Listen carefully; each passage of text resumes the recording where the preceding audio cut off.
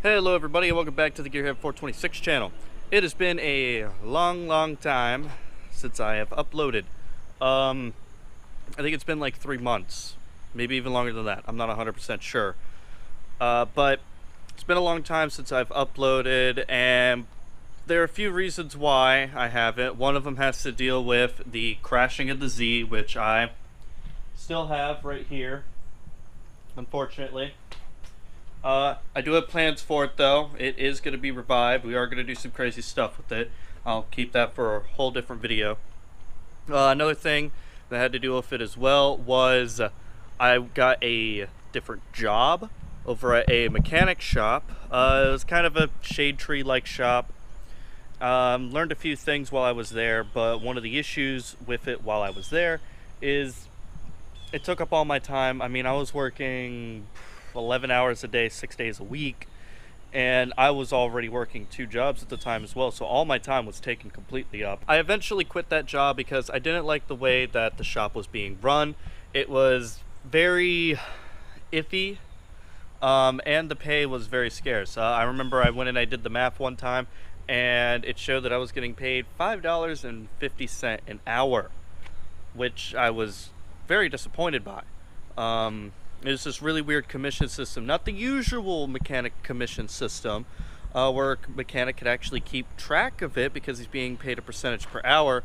This was like a commission pool style, which stated that if anything, like if a job came in and someone messed it up, it would come out of all of our pockets, and we really I didn't like that too much. And whenever I found a calculation, I was like, oh my god, I gotta get a different job.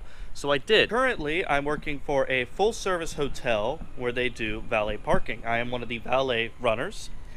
Really love that job. I've driven a wide variety of different vehicles, going from some of like the best vehicles I've ever driven, like CLS 63 AMGs.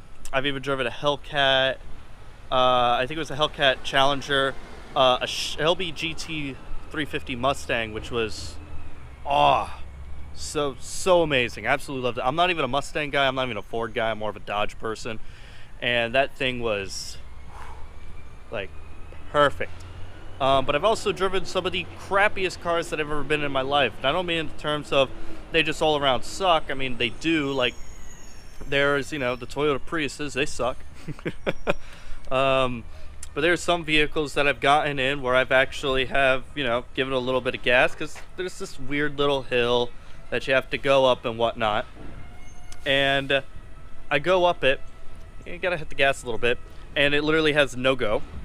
I've had some cars that feel like they're about to fall completely to bits, and others where they're just really trashy on the inside. I don't want to talk too much on the subject about it, but I do have a new job. I absolutely love it. It is amazing. It has freed up my time a lot. I'm getting paid like 3 times as much compared to what I was, and I have significantly more downtime, so I could start doing YouTube again. After the wreck with the 350Z, I kind of lost a lot of my willingness and wanting to do videos. I mean, it kind of hurt a little bit, but that's okay. Currently, some updates on things that are going on besides the job situation is the truck runs, which is super nice. I love the way it sounds, but there's a few unfortunate things. One of the things that are different is the engine. The original engine is this guy sitting right here. As you know, I did a video tearing it down. Well, at least for all the ones that subscribe to my channel, which if you haven't done that already, please do. This is the original motor. This isn't my intake manifold. I have my own intake manifold that I ported and polished, that I put on. This is the one out of the motor that's currently in it. This motor, if nobody remembers, it has Eagle Forge connecting rods, Icon hydrostatic pistons, 10-to-1 pistons with 2 valve relief. It's actually 10.1-to-1 pistons when I used to have 9.1-to-1. So an entire point on compression gone up. I have full roller rockers, as you can see right here. They're actually Chevy 350 roller rockers, but hey, they work. I believe they're they say it on. I believe it's PRWs. They are PRWs, which are nice. They're full stainless steel, full roller rocker. The camshaft in it, I believe, is a 210/214 on a 110 lobe separation, and it has with rockers included, which are 1.65 ratio, right between 1.7 and 1.6. I come up to 523 lift on the exhaust, and I believe it was 533 on the intake, or it's the other way around. It's something like that. I'll find the cam card, and you'll know if I correct it because I'll list the thing down there. It also had stuff like different fuel injectors and all that kind of thing.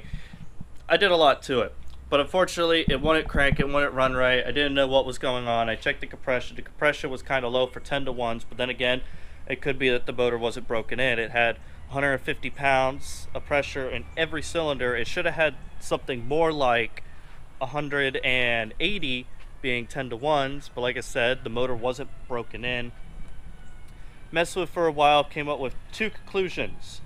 The first one is that the valves, the valve job that was done on this motor isn't very great. So I'm going to go ahead and pull the heads off, take it to my machine shop, get different valves in them, because I didn't like the valves that were in it from the get-go anyways, and have those replaced. The second would be the flex plate.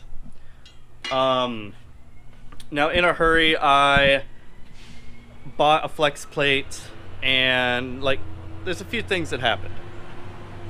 I went on out and I got a flex plate because I threw my old one away, and unfortunately you cannot get a flex plate for a 2001 Dodge Dakota, which led to some problems. I ended up buying a flex plate for I believe it was a 98. No. It was a 90, yeah, it was a 93 to a 98 Dodge Dakota. Boy, was that a bad idea. Some of the holes one of them on the torque converter is a little offset, which I ended up drilling out to make it fit. And I believe that's also part of the problem, is that the flex plate didn't tell, the flex plate has notches on it all the way around. And it tells the crank sensor, which I actually have it right here.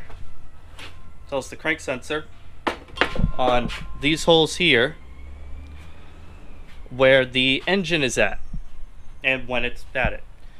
And I'm pretty sure those ones are slightly off from the other one, which is why it threw everything completely off. Combined with the low compression in the cylinders for a 10-to-1, it wasn't helping anything out. So what I currently have is a low mileage motor in here. The motor in here, which I surprisingly was able to get, was extremely, taken care of very, very well. I found it all the way in South Georgia. I had to drive 3.5 hours to go get it in the Bug, which I do have a photo of the engine in the back of the Bug, which I will probably put here. So as you can see, I drove all the way up there and I carried it in the Bug. But that motor only had 70,000 miles on it, really, really low miles. Also came out of a 2001. It wasn't a 2001 Dakota with the club cab like mine. It was just a single cab, and it was involved in a front end collision right here on the corner, and pretty much all of this was destroyed out of it. Really no good. But it was extremely good condition, great compression, everything was absolutely wonderful about it, no issues at all with that motor. So I went and I drove the motor all the way back down, pulled it out, ripped off the intake, just the things I replaced on it. It has the JBA headers that I put on that motor. It has the ported throttle body that was on that motor. It has the intake manifold that was on that motor, along with the fuel injectors, step coulter spark plugs, bigger wires, bigger ignition, cap and rotor, pretty much everything that wasn't internal except for the timing chain. I did change the timing chain out. I put in the Mopar Performance timing chain that was in it, which is a double roller, because I have a Hughes timing chain set for that one that's a little bit stronger. It's a little bit heavier duty, but it has lower friction levels.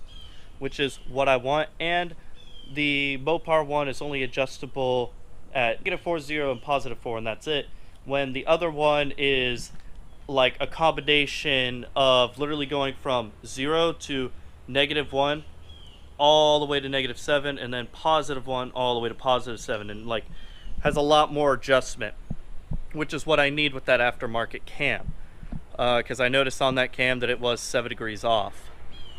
So that's in here too. So valve train and all that stuff, like everything's good on it. It has all new gaskets on the top end and on the oil pan, just to make sure. And it also has the correct flex plate in it, which is going to be the flex plate that I will use once I get everything ready on that motor. Bolted all right in, should be good. With the Beetle, if you guys haven't noticed all this yet, what's going on with it is this tail light started to leak because all the bracketry underneath it broke. I am getting a new one. I will be doing a video installing it and going into detail on how to. Now my trunk actually doesn't have any interior at all. I had it all removed because the wiring from the switch all the way down is busted. I replaced every single part from the servo all the way down to the latch. It's not working. But yeah, I have no interior, so I will do a video of showing it with the interior because I still have the original pieces. I'll just plop them in place and then do the video of pulling them all out so everybody knows how to do it. I could go ahead and take this off now. I thought it was going to rain, but it's not, so oh well. But one thing that I did do recently is I got a whole bunch of new tools, which will make my life a lot easier.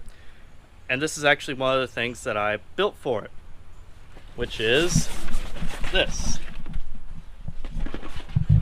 I went on out, I found a really great deal on some Craftsman's tools, and I decided to go ahead and build this entire thing for them. And what I mean really good deal is that I saw all these on Amazon. It's the, I believe it's the 444 piece set of Craftsman tools. And I saw it on Amazon for about $700 bucks, and I was like, wow, that's a great deal, because from Craftsman these are $900. And my buddy was like, hey, go check out Sears.com and see what their pricing is there. And I went on there and I found these for $300 and I believe $49, and then after shipping it was like $400 and something. So I got $900 worth of tools for $400 bucks. And these aren't just like the crappy Craftsman. I mean, like, here's my 1/2-inch ratchet. I mean, you can see like it's all like everything is curved on it. It's really nice. It is a 84 tooth ratchet. I mean, you could hear it. It's pretty nice. I mean, these things are, I like them. It also included ratcheting wrenches like this that are reversible. They have a little switch right here, which is pretty nice. Most ratcheting wrenches, you have to flip it over, and they're completely flat. This one has a slight curve, which is probably why they put this there, I'm assuming, or something like that. It resembles more of a regular wrench. Essentially, though, I have all the stuff that I need now, when before I was lacking in certain areas with tools, which made jobs a pain in the ass. Also, one of the other things that I've changed, that you probably already noticed, is that I'm wearing sunglasses. And the reason why I'm wearing sunglasses is I took a little bit of a hint from, well, not a hint, I took some advice from Street Speed 717 in one of his older videos, which was to wear sunglasses during vlogging, because, your eyes are looking around and they're looking at things, and it makes, might distract the viewer, or the viewer might not like that. So I did go ahead and start wearing sunglasses. And not just because of the viewer's sake, I also hate doing it too, because then I feel like, I don't give a damn about you guys. When you're the reason why I'm making videos, besides the fact that I do enjoy making videos. Which is why I'm trying to get back into it. So that is the channel update and what's going on. I am coming back to YouTube. I actually have a lot on the way. Like currently, I am installing the rest of the suspension on the Bug, because I still haven't done that, which includes the new springs for the back, along with the shocks, the polyurethane mounts for the rear, all the works.